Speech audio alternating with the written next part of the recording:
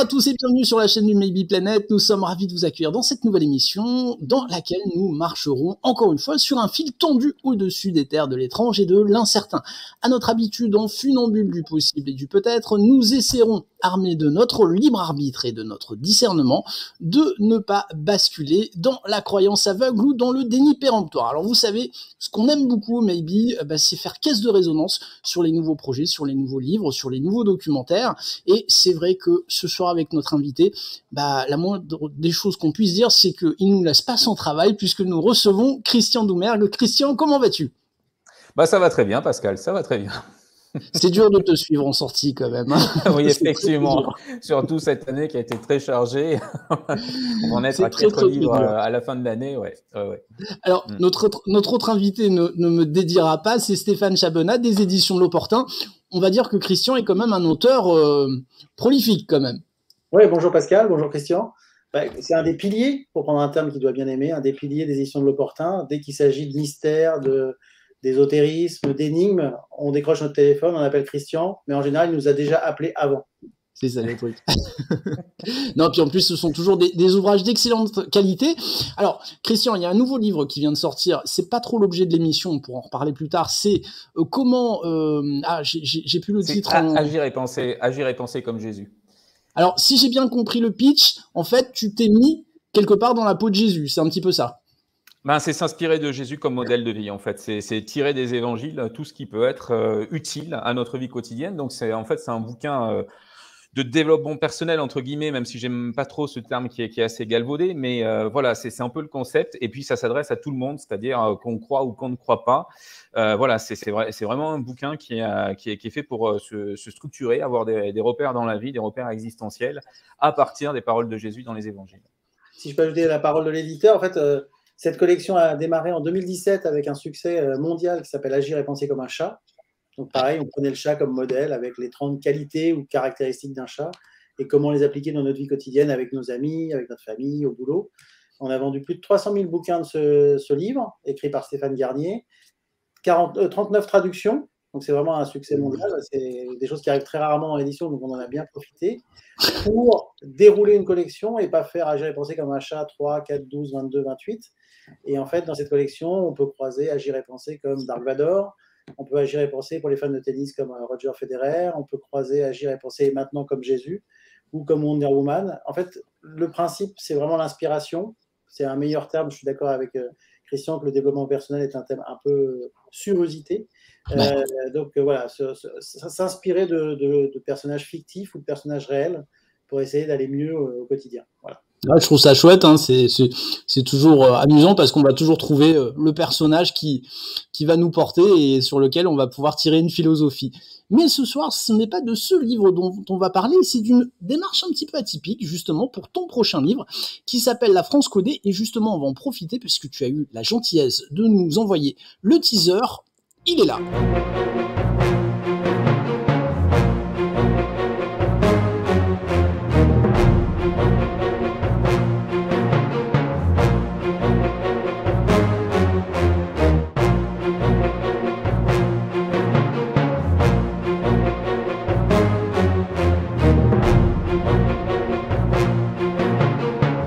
Voilà, vous avez vu le teaser, je pense que comme moi, vous avez été assez intrigué, assez intéressé, assez interpellé par ce teaser, la France codée. Alors moi, quand Christian Doumergue me parle de la France codée, déjà, j'ai les antennes qui commencent à frétiller, mais en plus, pour cet ouvrage-là, les éditions de l'Opportun proposent, et c'est assez rare, enfin, ça se développe un petit peu, mais ça reste encore rare quand même dans l'édition, un Kiss Kiss Bank Bank. Alors, Stéphane, vous allez peut-être pouvoir nous expliquer ce qu'est un Kiss Kiss Bank Bank. Alors, c'est un site de crowdfunding donc, sur lequel on fait appel c'est pas, le terme de générosité n'est pas le bon, mais à la participation des personnes comme vous et moi, soit pour un projet personnel, soit pour un projet, quelle que soit la nature du projet. Il y a des milliers et des milliers de projets sur ce genre de site. Nous, on a souhaité explorer une solution qui peut s'adresser à des lecteurs qui sont une communauté, qui sont passionnés par un sujet. On le rappelait tout à l'heure, Christian est un de nos auteurs phares pour tout ce qui est de l'ésotérisme, des mystères, de l'histoire de France notamment. Et en fait, il a commencé à agréger autour de lui un un club de lecteurs de plus en plus nombreux. Et on propose à ces personnes qui sont en contact avec Christian, qui sont en contact avec ce sujet, donc vos téléspectateurs aujourd'hui, aussi d'avoir une version plus du livre. Le livre, c'est un objet qu'on peut trouver au coin de la rue, chez son libraire, dans une grande surface, à la FNAC, sur Internet. Voilà, on a le même produit que tout le monde. Le grand regret des éditeurs et des auteurs, sauf quand ils font des dédicaces, et Christian en fait de temps en temps, c'est de ne pas connaître un par un ses lecteurs. Moi, en tant qu'éditeur, je ne sais jamais qui a acheté les livres de Christian ou d'un autre auteur. C'est très compliqué à savoir pour nous. Donc là, on va pouvoir identifier et du coup faire un service sur mesure. Donc on propose une édition en tirage limité, qui est une édition améliorée, d'accord, avec du gaufrage, une finition particulière. On propose aux gens d'avoir leur nom et prénom comme contributeurs dans le bouquin. Donc voilà. On propose après différents menus. Il faut aller voir sur le site KissKissBankBank en tapant la France codée. Et on peut obtenir donc après, évidemment, une dédicace de la part de Christian, un marque-page qui ne sera pas dans le commerce. Après, on peut monter un peu plus et obtenir un jeu de tarot fait aux couleurs du livre de Christian. Donc ça, c'est quelque chose qu'on fait uniquement pour les gens qui l'auront commandé. Donc c'est ultra limité. Ça va être quelques dizaines d'exemplaires.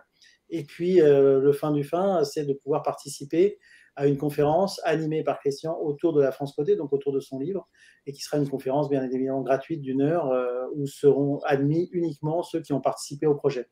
Donc vraiment, l'idée, c'est de réserver des surprises et des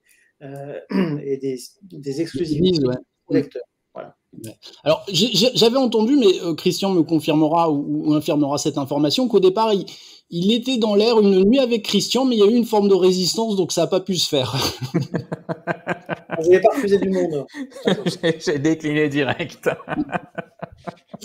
Voilà. De ce qu'on m'a dit, c'est pas toi qui as décliné, hein, mais bon. Ah, si.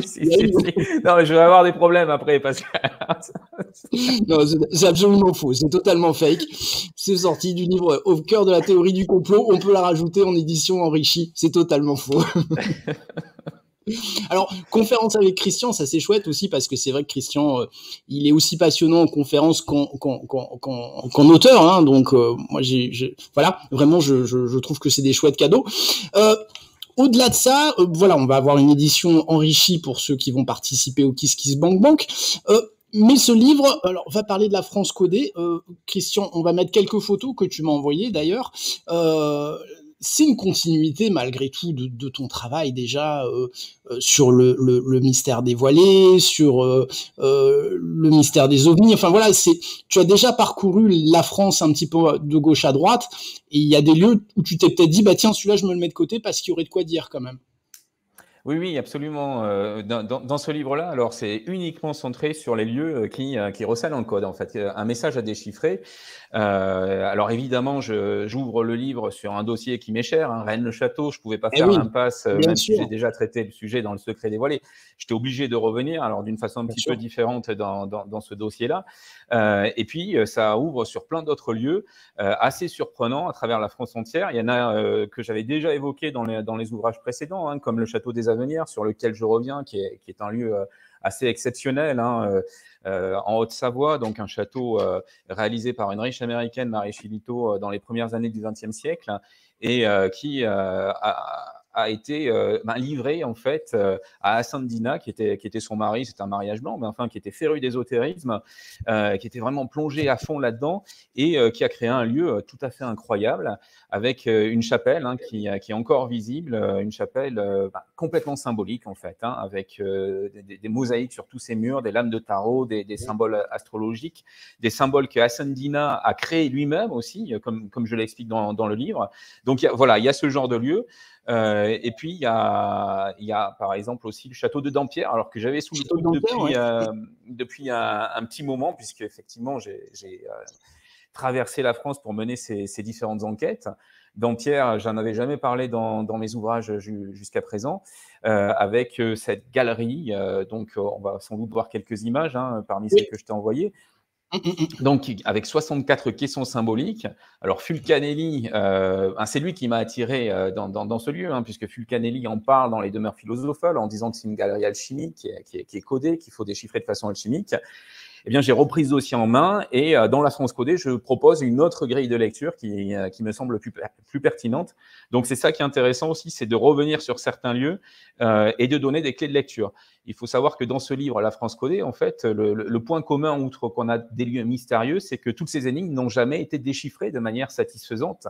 Et donc, c'est un petit peu l'enjeu du livre, c'est de livrer au lecteur des dossiers, mais des dossiers qu'il va pouvoir lui-même compléter après. C'est-à-dire que voilà, je donne des pistes, je donne des éclairages, mais ce n'est pas un déchiffrement global. Voilà, il n'y a pas de réponse définitive. Et à la fin de chaque dossier, d'ailleurs, il y a des pistes de décryptage. Et sur le château de Dampierre, notamment, j'oriente sur certains ouvrages qui se développent à partir de la Renaissance et qui permettent d'avoir des clés de lecture pertinentes pour cette décoration-là. Et puis, il y a aussi des monuments plus récents. Qui a retenu le monument des droits de l'homme, par exemple, aussi, justement. Voilà, exactement. Quand je parlais de monuments plus récents, il y a notamment le monument des droits de l'homme au Champ de Mars, qui suscite effectivement depuis des années maintenant l'intérêt des passionnés d'ésotérisme, parce que de manière certaine, il y a des symboles ésotériques, comme le serpent qui se mord la queue, l'Ouroboros. Il y en a d'autres. Et ce monument est très intriguant. Et là aussi, je voulais faire un petit peu le point. Donc ça, je m'étais rendu il y a quelques années aussi. C'est un dossier que j'avais en stock que j'avais jamais exploité dans un livre. Et là aussi, quand on étudie bien le monument, on voit qu'on peut démystifier certaines interprétations ésotériques qui ont été faites.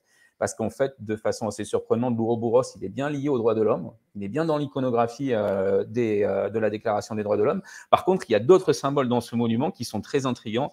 Et donc, j'attire l'attention sur ces symboles-là. Ouais. Alors, question bête, mais moi, il y a un monument récent qui retient beaucoup mon attention, c'est par exemple la pyramide du Louvre. Tu l'as évoqué dedans ou pas Non, je l'ai pas évoqué parce que vraiment le livre se concentre sur des lieux à message. Voilà, où il y a vraiment des cryptogrammes, où il y a vraiment des symboles particuliers. C'est vrai que la pyramide du Louvre, on peut l'interpréter de différentes façons, mais à mon sens, on est dans de l'interprétation. Il n'y a pas un message particulier qui est délivré par la pyramide du Louvre. Donc, j'ai sélectionné dans l'ensemble des monuments étranges de France ceux qui, de façon certaine, contenaient un message à déchiffrer. Tu m'as transmis aussi des images du site de Tréon-Rantoc, c'est dur à dire. C'est un site dont tu vas parler. Enfin, c'est un château, c'est un... Alors, c'est une petite église dans la forêt de Brocéliande, l'église de Tréon-Rantoc. Voilà, l'église du Graal qui a été aménagée, alors qui était en ruine quand l'abbé Guillard l'a découverte, et qui donc, à partir des années 40, a été complètement restaurée par un curé qui lui a donné une décoration tout à fait singulière. Et c'est un lieu particulièrement étonnant parce que là, pour le coup, l'abbé Guillard a vraiment forgé de toutes pièces un langage symbolique, un langage très particulier.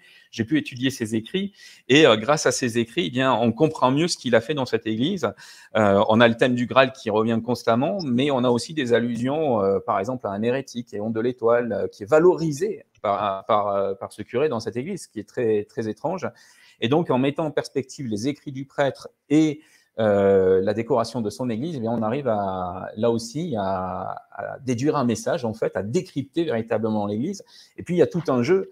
Que j'évoque en partie dans le livre, parce que là encore, c'est une invitation au voyage, ce livre. C'est vraiment... L'idée, c'est que les lecteurs, à un moment donné, s'emparent du dossier. Mais c'est ça, voilà. Je lui dis, on va lire un chapitre et on va avoir qu'une envie, c'est aller sur le lieu, comme avec le mystère dévoilé, d'ailleurs. C'est de retourner à le château, de donner une réalité à ce que tu écris, quoi. Oui, absolument. Et là, sur l'abbé Guillard, par exemple, je pointe du doigt le fait que sur les stations du chemin de croix de son église, il a représenté des lieux bien réels autour de son village et que donc il y a une espèce de carte codée, une espèce de cartographie symbolique dans l'église. J'en révèle quelques-uns avec des illustrations puisque le bouquin sera abondamment illustré. Il y a pas mal d'images. Donc, je révèle quelques-unes de ces analogies visuelles et puis il y en aura d'autres à découvrir pour ceux qui, évidemment, se rendront sur place et navigueront dans la forêt et dans le village autour de cette église très, très mystérieuse. Alors, Stéphane, je m'adresse maintenant à l'éditeur. L'objectif du KissKissBankBank, l'objectif est fixé à quelle somme aujourd'hui ? On a mis un objectif pas très élevé, on a mis un objectif à 5 000 €. Ouais, là, on vient de lancer la campagne il y a quelques jours, on a fait un peu plus de 20% de la campagne déjà, donc on a peu de doutes sur la réussite de la campagne. L'idée vraiment de cette campagne, c'est de pouvoir offrir un plus ou des plus aux lecteurs les plus assidus des travaux de recherche, des bouquins, des travaux de recherche de Christian et depuis quelques années. Encore une fois, la librairie restera le terrain d'expression favori pour la vie du livre. Mais nous, on teste cette campagne justement parce qu'on pense que tout le travail que fait depuis des années Christian touche une communauté. On voit quand il publie sur les réseaux sociaux, il y a quand même une grosse communauté qui réagit en disant je suis d'accord, je suis pas d'accord, mais pourquoi il n'y a pas cette église, il y a celle-là, etc. Donc c'est des gens très engagés et en fait qui ont comme point commun avec Christian d'être passionnés par le mystère au sens large. Et ce qui est intéressant, c'est que Christian a su gagner leur confiance au fil des ans parce qu'en fait, comme il l'explique quand il nous parle de ses dossiers, et on a déjà évidemment le manuscrit, et je discute avec l'éditrice Tiffaine de son livre tout à l'heure avant de vous rejoindre, c'est vraiment un travailleur précis, Christian, c'est-à-dire qu'il y a l'écriture, et puis avant l'écriture, il y a quand même un travail de recherche, de documents, un travail d'enquêteur sur place. C'est pas quelqu'un qui va aller sur Google et dire tiens, je vais écrire 300 pages sans sortir de chez moi. Donc, ça, c'est apprécié et appréciable. Et même sur des enquêtes qu'il connaît très très bien et qu'il connaît depuis de longues dates, il se pose toujours des questions de savoir est-ce que ce que j'ai avancé avant est toujours valable, est toujours plausible, est-ce qu'il y a des doutes, est-ce que je peux revenir sur ce que je disais, est-ce que je dois revenir sur ce que je disais plutôt. Et en fait, ça, cette honnêteté, je pense que les gens la ressentent dans les propos de Christian, que ce soit sur les réseaux sociaux, en conférence ou dans ses livres. Je suis tout à fait d'accord. Ce qui est bien avec Christian, c'est que voilà, les livres sont quand même précis. Il y a parfois de la déconstruction de choses qu'on pouvait croire ou penser, mais ça fait partie du jeu. Mais en même temps, les portes ne sont jamais complètement fermées. Donc voilà, on n'est pas sur un sectarisme en disant il y a rien de mystérieux, tout est explicable et expliqué et circulé, il y a rien à voir. C'est pas du tout ça la démarche de Christian. Oui, et ben effectivement. Et puis effectivement, dans ce bouquin-là, je reviens sur un dossier que j'avais évoqué précédemment dans Voyage dans la France magique, qui est le dossier l'hôtel allemand à Bourges. Puisque quand j'y étais allé la première fois, j'étais vraiment imprégné par la lecture de Fulcanelli, la lecture alchimique.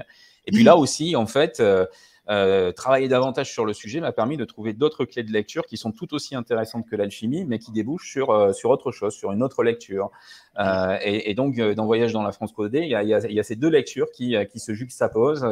D'abord, la lecture alchimique traditionnelle, puisque c'est l'angle avec lequel on approche en général ce bâtiment, l'hôtel allemand à Bourges. Et puis, une autre lecture qui me semble vraiment très intéressante et tout aussi pertinente. Donc voilà, là, c'est un exemple effectivement de dossier sur lequel je suis revenu avec de nouveaux éléments.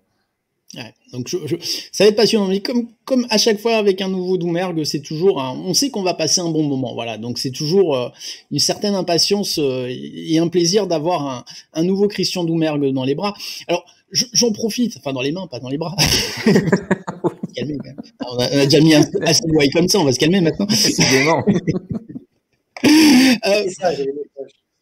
J'en profite justement, j'ai l'éditeur et l'auteur en face de moi. Il y a un auteur que je suis en train de relire qui m'a toujours passionné et je me rends compte qu'il n'y a pas de belle biographie sur lui, c'est Jacques Bergier. Jacques Bergier qui est quand même un chercheur extraordinaire, qui est un personnage extraordinaire. Ce serait chouette, Christian, que un jour tu nous écrives une belle biographie sur Jacques Bergier parce qu'il y a à dire quand même, quoi. Il y a à dire. Ça m'étonne qu'on n'ait pas encore fait une biographie de ce personnage. C'est vrai qu'il y a à dire, effectivement. Ouais, c'est à réfléchir. Je n'aurais pas pensé spontanément, mais pourquoi pas, pourquoi pas. Mais je vous assure, je lis en ce moment Jacques Bergier, je me dis, mais il faudrait l'écriture de Christian sur ce personnage hors norme. Il est de toute façon fondamental dans le réalisme fantastique. Enfin voilà, c'est un domaine, de toute façon, on est très liés dans notre approche aujourd'hui du mystère à cette littérature-là. Donc oui, ça serait intéressant, effectivement, et il y aurait des voies à explorer de ce côté-là. Je dis ça, je dis rien, après, je l'ai placé. Je une proposition à cause de vous, ou grâce à vous. Je l'ai placé, vous en faites ce que vous voulez maintenant, mais enfin, si vous voulez considérer cette demande, ce serait chouette. Ce serait chouette. Pardon. Stéphane, pour La France codée, on a une idée déjà d'une date de sortie ou pas encore? Oui, bien sûr, le livre est prévu pour le 25 novembre, pour être précis. Alors, joli, juste avant les fêtes de Noël. Voilà. Et les gens qui ont participé au Kiss Kiss Bank Bank à cette date auront déjà reçu leur livre, un petit peu en avance. Super, d'accord. Voilà, parce que c'est un tirage spécifique qu'on fait encore une fois à quelques centaines d'exemplaires. Donc, tout sera prêt bien avant et on l'expédie, je crois, début novembre, donc tranquille pour les fêtes de Noël à tous ceux qui ont participé à la campagne. Et la conférence de Christian sera également réalisée, je pense, j'en suis même certain, juste avant les fêtes. D'accord. Vous avez déjà le lieu un cadeau pour soi ou un cadeau pour quelqu'un? Ce sera sur Paris, peut-être? La conférence, alors pour éviter les problèmes de déplacement, même si le Covid c'est terminé, même si voilà, pour l'instant, on a décidé de faire cette conférence en distanciel. Oui, c'est une idée aussi, effectivement. On peut se connecter de New York, de Singapour ou de Châteauroux. Ou d'une autre planète, ou d'une autre dimension. Donc c'est parfait. Je ne garantis pas, mais par contre, pour toutes les villes précédemment citées, oui, je garantis. Ouais, bon, bah écoutez, super. Donc, et le Kiss Kiss Bank Bank se ferme quand, par contre, pour qu'on prenne pas trop? Il doit rester une quarantaine de jours. D'accord. Avant la parution, fin octobre, si je n'ai pas de bêtises. Oui, ça nous fait une bonne petite quarantaine de jours, effectivement. Voilà. Donc, voilà.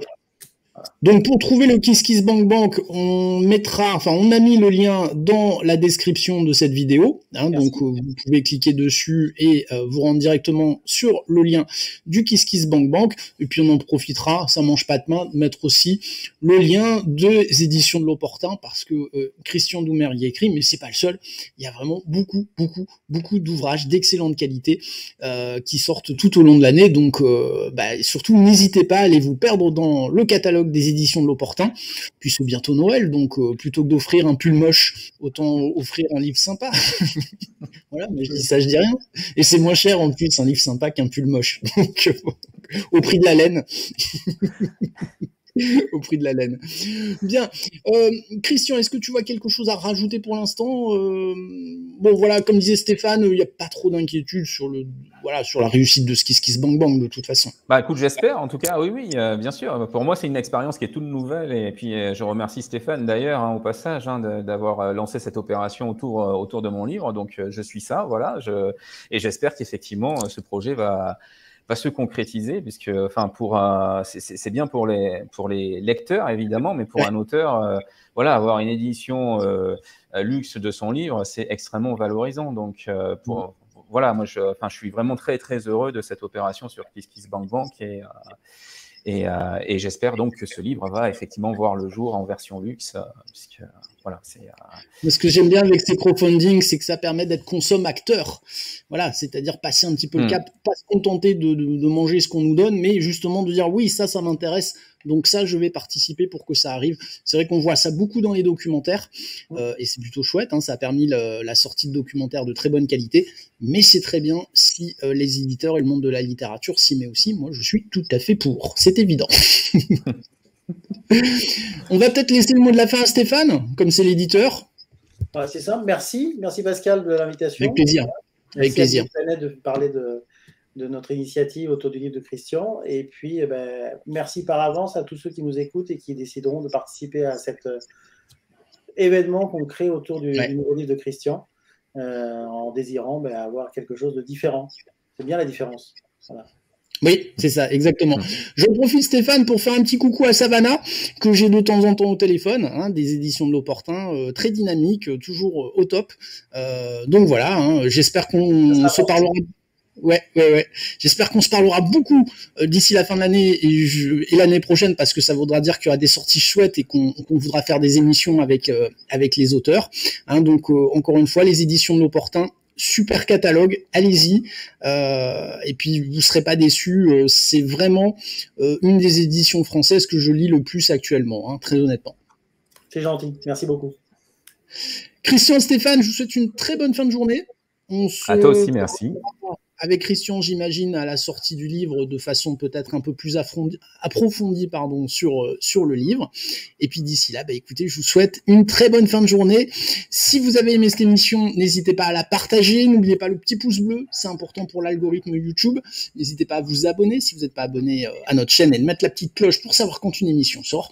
Et puis, l'argent, c'est le nerf de la guerre, donc si vous voulez nous donner un petit coup de main, c'est pas un Kiss Kiss Bank Bank, mais c'est Tipeee, T-I-P-E-E-E, vous tapez Maybe Planet, vous pouvez regarder une petite pub ou nous faire un don, c'est comme vous voulez, ce sera toujours avec plaisir.